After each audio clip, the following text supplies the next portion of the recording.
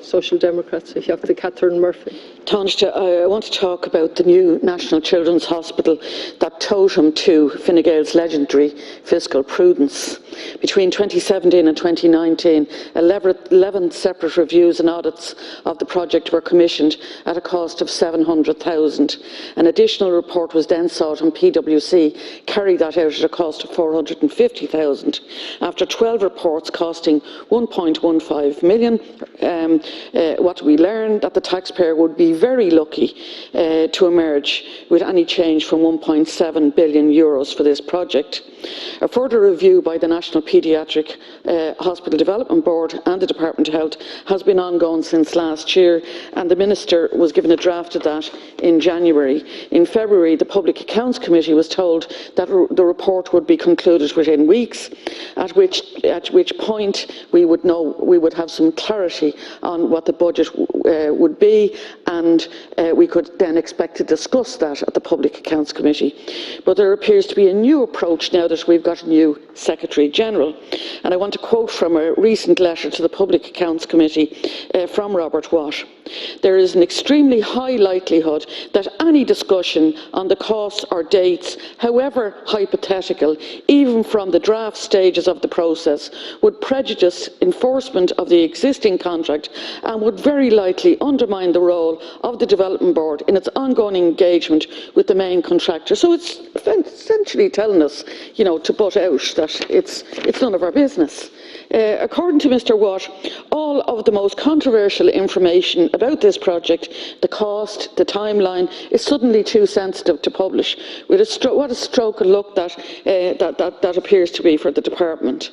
Tánaiste, last year you told this House that if you want to keep public trust, the trust of people, you need to be transparent. You need to be transparent about this. This is a huge project. When the Irish Independent asked you about the escalating cost of the hospital in 2019, you replied, "Nobody will think it was a poor investment when it opens." Do you still believe this? Millions on reviews, further millions on consultants and PR companies, tens of millions on a botched procurement process, 800 claims lodged by the contractor, up from 700 just 4 months ago. There are children, and we know there are children in this country who can't access basic disability services. There are children waiting for surgeries for scoliosis. Yet we're building the most expensive hospital in the world. It really is obscene. Nothing has changed with the spec, Tánaiste, of this hospital since the estimate was 900 million. What has changed is the delivery time and the price tag. We desperately need the new Children's Hospital, but did we need to build the most expensive hospital in the world by mistake? Now, will you practice what you preach about transparency? Do you have any idea what the cost of the hospital will be? Do you have any idea of the time frame? And do you have confidence in the Hospital Development Board to manage the project? Thanks, Deputy. I do have confidence in the Hospital Board and the Department of Health to manage this project. And to answer your question, I want to say that it is my firm view that when this project is complete, few people will think that it was a bad investment, and those who've seen the facilities that we now have in Blanchardstown, the first phase of that development, the urgent care centre there, will see what an improvement it is on the facilities in Temple Street, for example. And the same applied to the Lewis, the same applied to the Port Tunnel, the same applied to Terminal 2, the same applied to Knock Airport. There were a lot of critics of the investment that was made in those projects.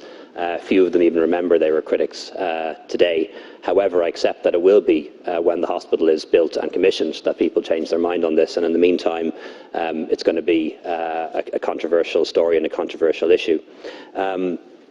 In relation to the analysis and the costs, the National Paediatric Hospital Development Board has, at the request of the Minister, undertaken an assessment of the project.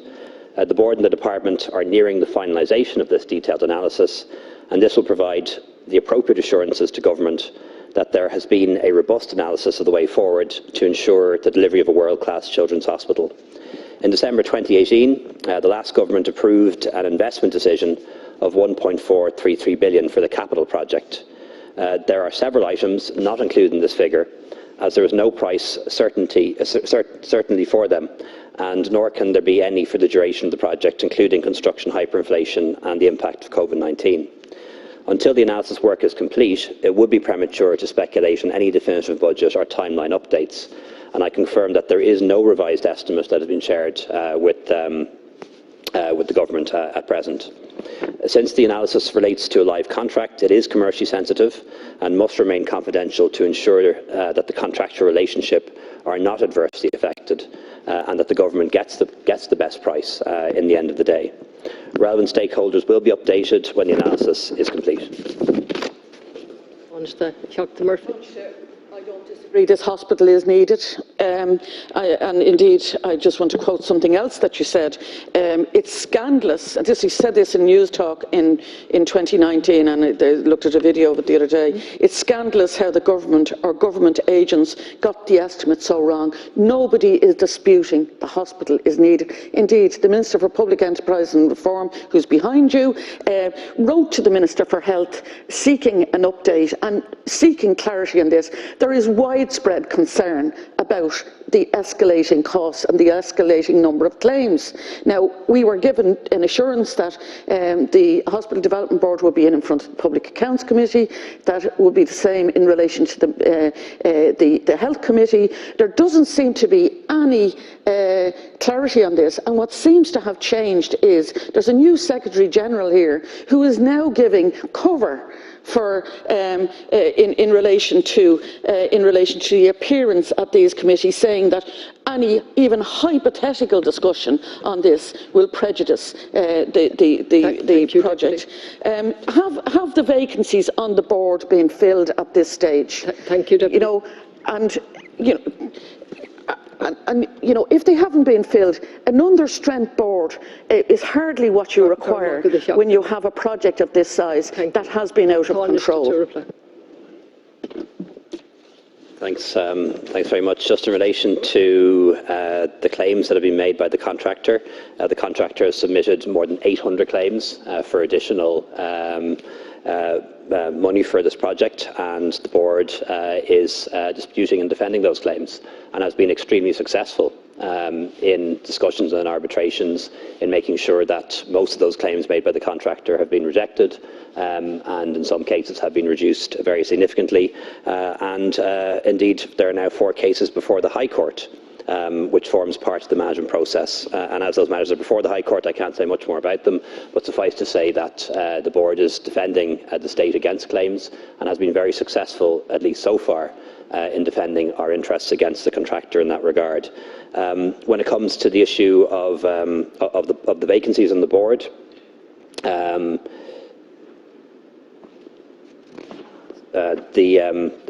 there's a campaign on stateboards.ie for a new chairperson.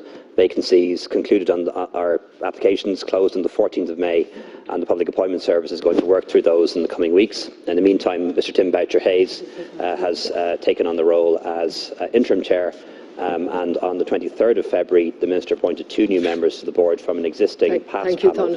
There are 3 vacancies, and a panel selection for ordinary members of the board will be established as soon as the chairperson is appointed. Now I'm moving